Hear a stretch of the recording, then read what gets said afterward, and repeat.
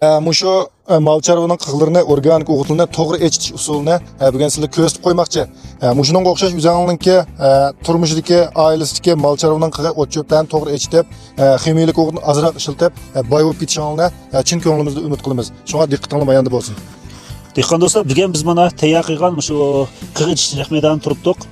Echitishninki eng to'g'ri usuli 1 tonna qig'i echitmoqchi bo'lsak, odatda malcharov qig'idan 700 kilo shox-shumbulardan, ya'ni bizningki etizning qirlaridagi o't cho'plar bo'lsin yoki biz bag'ildan chartib o'tgan shox bo'lsin bo'ldi.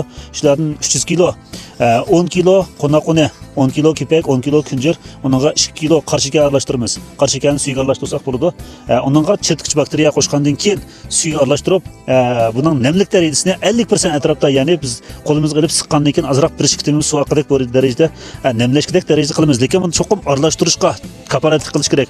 Aralashtirishimizdagi maqsad namlik darajasini hammaga berib, bu bizningki qig'ning tarkibidagi chikitish tegishli bo'lgan ziyonli bakteriyalarningki va shu suyda qatorliq har xil ziyonli moddalarningki eqib ketish uchun biz buni cho'qim namdamasak bo'lmaydi. Qarshika masalan bizningki bu ozuqlikdan ta'minlaydigan asosiy moddalardan birisi. Shu dehqon do'stlarimizningki etiz irqlarga mushtash bevosita shu qig'ni chiqib to'kib o'tmasdan mushning o'xshash o'rinlarga davlat to'liq chirtgandan keyin berishni tavsiya qilamiz. Chunki to'liq chirimgan qig'ning tarkibidagi har xil ziyonli modda va ziyonli bakteriyalar tuproqimizga ziyon silish bilan birga biz terayotgan ziroatlarga qattiq ziyon soladi. Do'stlarimizninki qig'i echitishni nihoyatda yuqori ko'z qarashda qarab to'g'ri foydalanishni umid qilamiz.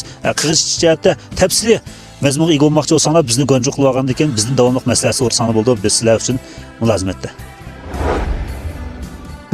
记得点赞关注哦。